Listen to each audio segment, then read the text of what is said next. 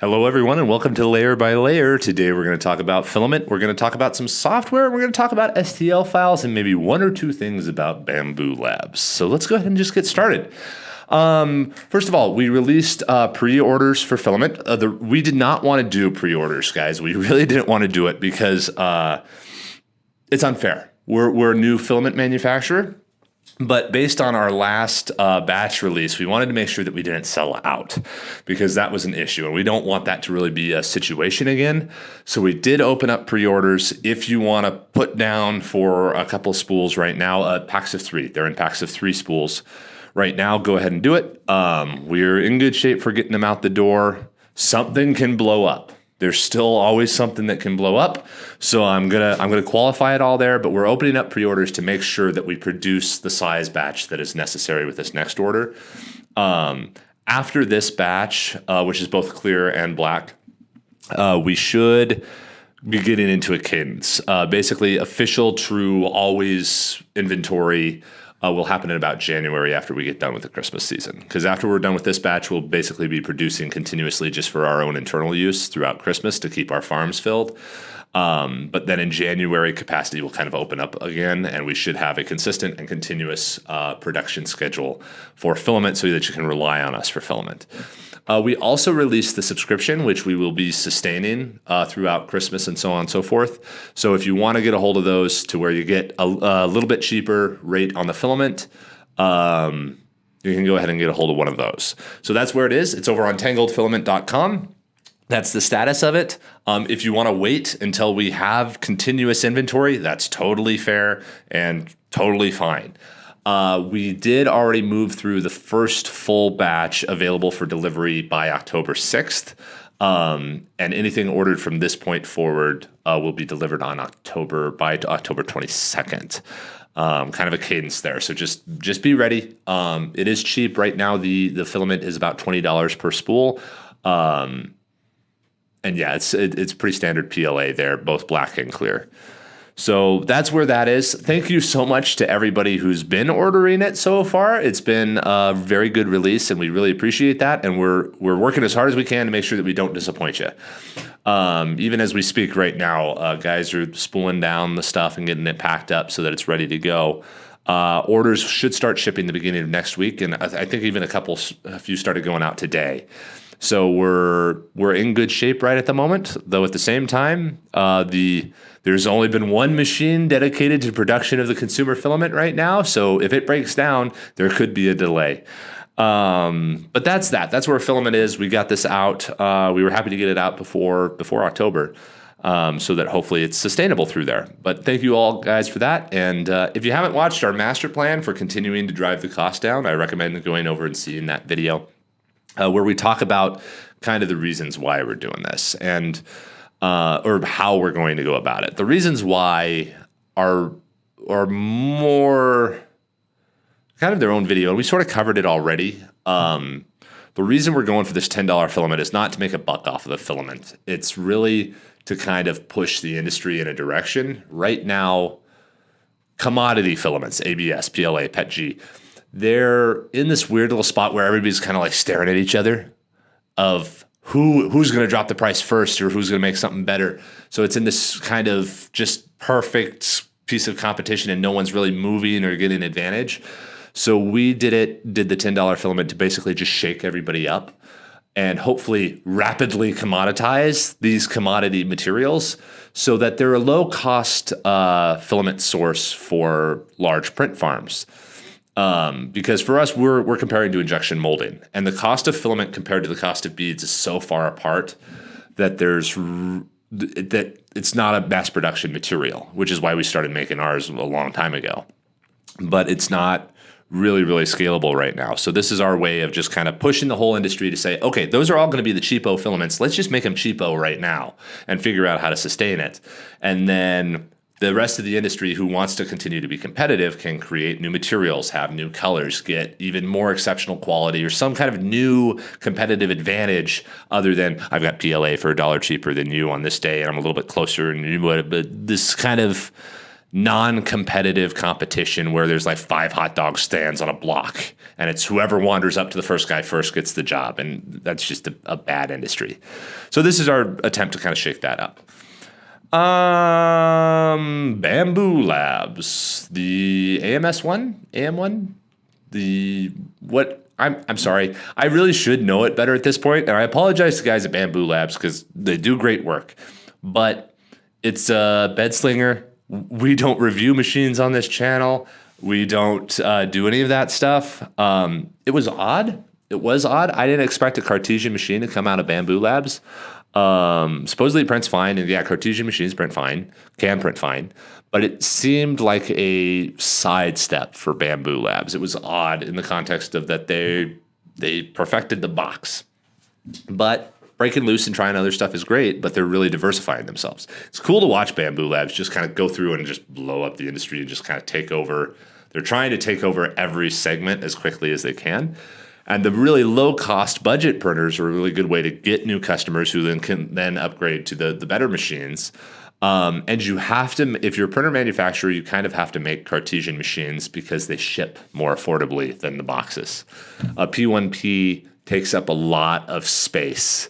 And it's very expensive to move around, like kind of absurdly expensive to move around. You can't put a lot of those into a shipping container compared to flat-packed Cartesian machines.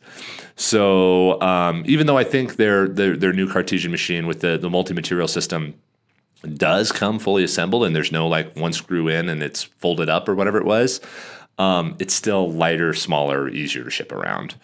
And it's multicolor, and they got the multicolor working, which is good for them. But from how good of a printer it is, don't know, don't care. You will never see us review a 3D printer on this channel. That is not our job. That is not what we're trying to do. And that's kind of its own video talking about why that is. But anyway, yeah, the Bambu Labs machine came out. So that's in the news. STLs. Oh, number of people have asked about this. First of all, everybody who supported the most recent Kickstarter for like the massage roller models and prints, thank you very much for that. But the Kickstarter didn't get funded. This is what happens. That's why you do Kickstarters, to find out if people care. The STLs are not going to be immediately released right now. Not yet. What we're going to try to do is we're percolating on how to release the models that we make. And this goes in kind of with the rest of the channel, because the rest of the channel is going to start moving towards kind of multi-video stories. So like the Dyson fan video that we recently did. We want to do a version 2, but we want to be able to dive a little bit deeper into it and kind of show the process over time. Which means that we're going to have 2 to 3 videos to work on one of these projects rather than one video in 24 hours, which means that we can make much higher quality models that are useful to folks after the video is done. It's not just a demonstration, but it's a finished final kind of thing. So we're looking at how do we want to distribute files so that other folks can print them if they want to. And we're going to sell the files. Is what it is. We put effort into those. We're going to sell the files. We don't want to sell them expensively. Literally right now, we're looking at selling files the same way you would sell an app on an app store. I think it's an equivalent amount of effort. So you should be able to sell an STL for 99 cents. So that's kind of the goal we're going to try to do with that, of that all of our models are available, but every one of them, regardless of what it is 99 cents. And maybe plus or minus $2 or $3 or something. So you can have like a $4 file or something for like the Dyson fan and that kind of thing. Because we think that's a better model. We don't like the subscription too much on the 3D models. I think you buy the file that you want and you get the file that you want. That seems more direct. It makes more sense to us. It's just, we're not a big fan of the subscription, which makes it really tough to host the files, because the only way to monetize them on many of the platforms is to sell a subscription or be a maker or whatever it was. We don't want to do that. Cults and My Mini Factory both sell files, but there's problems with the flow in that, and we're not huge fans of the user experience on the websites for what we're trying to do. They work for what they do, but they don't work for what we're trying to do. So this is what the delay has been. We are probably going to build a website for our files or move them through Angled or something along those lines so that it's a very clean, pointed experience. Everything costs 99 cents. There's not a bunch of user fees around, and it's slick. Also, the other thing with sharing the STLs is that anything we show in a video obviously is essentially open source because you can watch the video and see how it was done, so you can recreate it. We don't want to have to shenanigan with the licensing thing because licenses on 3D models are essentially unenforceable. So we don't care. We're just going to be like, trust us, bro, or trust you, bro, or whatever it was. You guys get the files. As soon as we sell the file to one person, that file is in the wind. It's on the internet. You have no control of it. It's gone. We're not going to sell any more of them. Or we might sell 1 million or we might sell none. So 3D models are very much in the place of like downloadable music. Downloading the file has to be lower effort than stealing the file. And it's kind of like when people download music and then play the music at a bar, the bar doesn't owe the band money for that music. It came in over the radio or whatever else it was. So what? The commercial licensing process for 3D models right now is a little bit weird too. And this is actually kind of a tangent from what we're doing. But the fact that people are able to print it individually, but then there's a commercial use that is a slightly different kind of an application is really ambiguous because commercial use is a guy in a garage with 2 printers, and that's not really commercial use. So the file systems are really jacked up. We're not going to go and fix them right now. And we don't think there needs to be a change in the licensing. I think it just needs to be a change. I think the 3D printing industry would do very well to basically copy what the music and even the movie industry did, is that to make it so seamless that people don't have to worry about stealing. Or like set up a situation where, okay, you buy the file and every time you sell a copy, that immediately triggers something back. This is also kind of like the reason we're making the API. The API is so that a designer could upload a file and then through the API, people could sell that file wherever they are, and then the designer kind of gets a royalty from it. Allowing the files to be kind of abstracted away from selling a file and emailing you a file gives a little bit more control that's very demonstrable and very controllable. But the STLs and sharing files and all the rest of it is a big old hairy rat's nest, and we don't have time to run through it right now. So right now, none of our STLs are really up. I think we have some of them up on my mini factory when we were doing a test. So I think handles are over there if you're interested. But most of the rest of our models are not publicly available right now. We're going to try to make them publicly available at some point.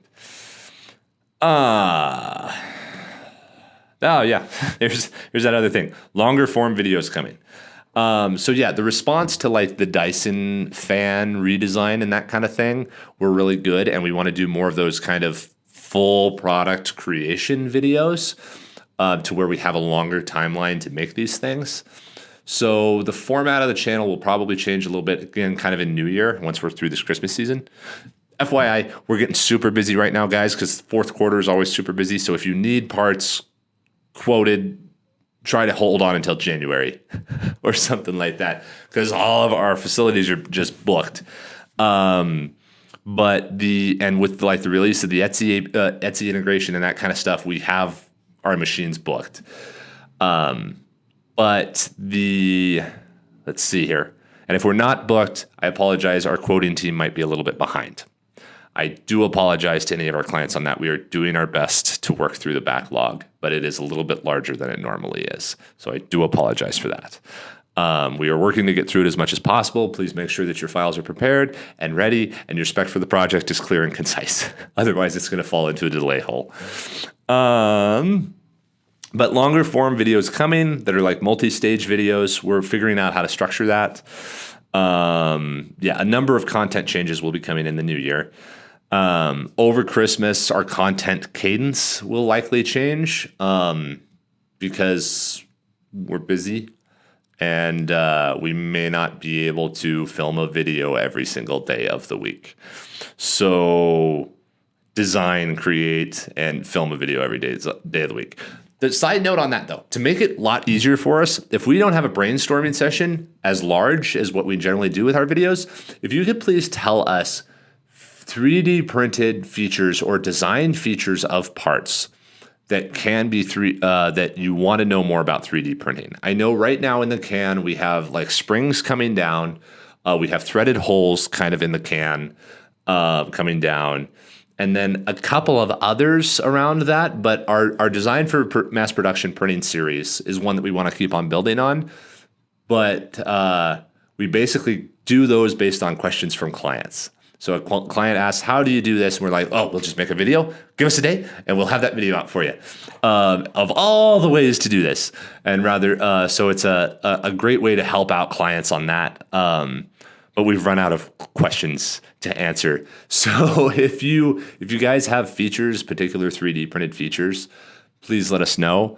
It'd be great if we haven't covered them all. We've done chamfers, we've done holes, we've done overhangs, eliminate support, grip fins. Like I said, we got springs, we got threaded holes.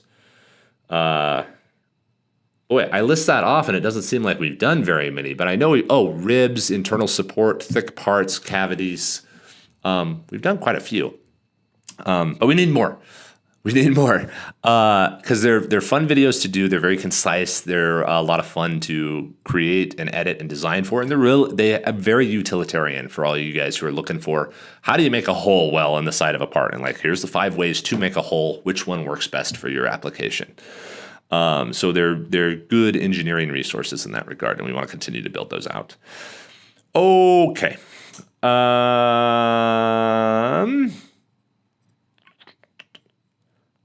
Yep, we got all that covered. The Etsy app update. Okay. This last week we released our Etsy integration.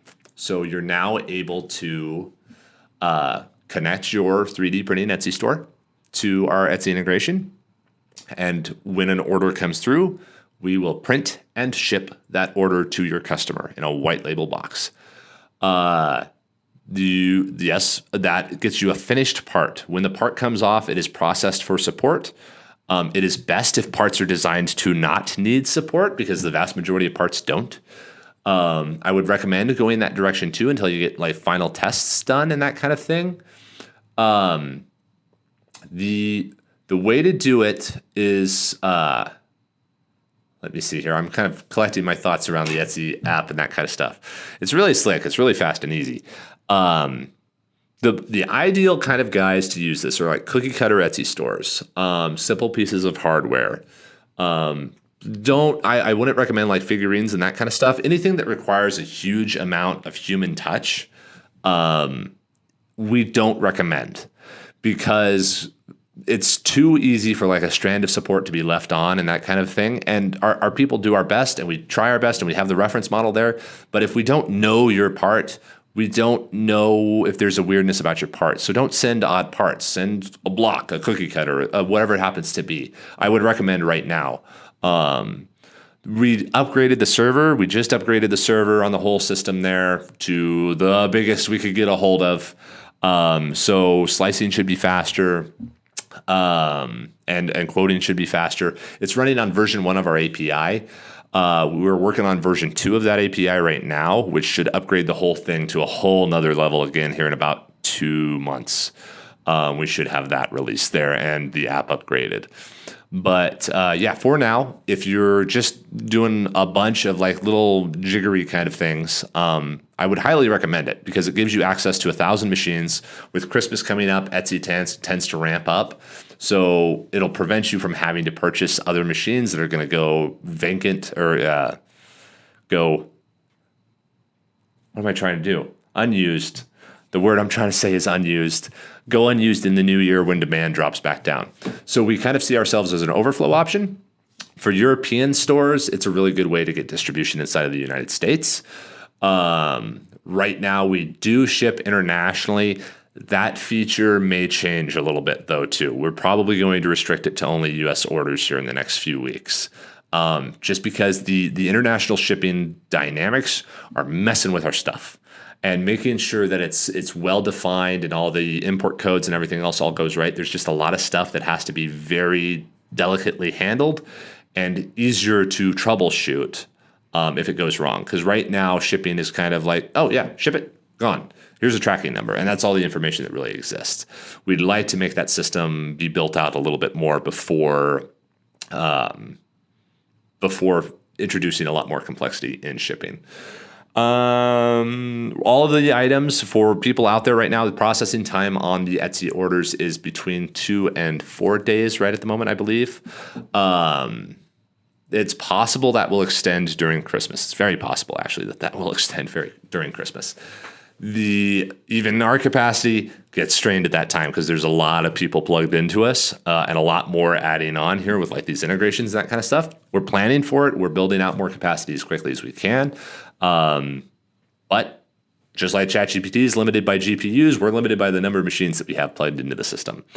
But I would recommend, if you want to try it out, go over there, sign up, try it out, like connect one item and even like a test item, create like a fake hidden test product that you can order and have shipped to yourself to judge everything. They're printed at a 0.2 resolution, 25% infill, support turned on. Any area that needs supported is going to be supported. Do design your parts so they don't need support. That is the best thing to do, because every part can always be redesigned to not need support, especially if you're doing hardware or stands or anything that's kind of a simple piece. It should not require support. That's pretty much that. Let's see here. What else have we got in the show notes here? Side question. Comment that came through. There was an interesting comment that came through. We had shown off one of our extrusion lines, and the way we're going to do a kind of a extrusion line walkthrough because we think it's really useful because there's a lot of extrusion lines out there. There's not a lot of shared information about how to operate one of them out there. So we're going to throw that into the ether so that anybody else who wants to throw up an extrusion line and help drive the cost of filament down can do it or create new filament. Because it's something that shouldn't be hidden information because they're not that hard to operate, but there's shortcuts that are known after operating one of these things. So we'll do that walkthrough. But the extrusion lines, the way they work, you have a big old hot extruder that's at the front and it's squirting out filament out the end. That filament goes straight into a water tank, and then the water tank goes straight onto a spool. People have asked, how does filament stay dry when you're running it through water? The first part of it is that the filament is actually kind of warm throughout the whole process. So there's an evaporative energy in it when it comes out. But at the end of the extrusion lines, it's actually hit with high pressure air that blows off any water. So the filament, the plastic itself, even if it's like super hygroscopic, doesn't have time to absorb the water in the 5 to 10 seconds that it's in the cooling channels, and then that water is blasted off of it. So it gives off the heat, doesn't really absorb the water, and goes straight onto a spool. Additionally, if filament processing facilities will sometimes put filament spools into dry rooms so that they can dry out even more after the processing station. We have the advantage of being in Idaho, where we're just very low humidity all the time. That's where our current production lines are. When we set up other production lines and facilities in other states, then we'll do it on a case-by-case basis of what needs to be set up there. But yeah, the Texas facility is going in the beginning of next year, and we'll have updates on that when it comes available. But slicer. I'm going to save that for a different video. We'll talk about that maybe next week a little bit there. Yeah, it should be on here yet, but it's going to be interesting. It's really interesting that there has not been a new slicer created in almost a decade. It's really interesting. Alrighty, well, that's it. Thanks everybody for watching. Again, comment down below features on parts that you want us to talk about of how to optimize them for 3D printing, because we're looking for ideas. So that would be fantastic if we could get those. And that's pretty much it. Alrighty, have a great day, everybody.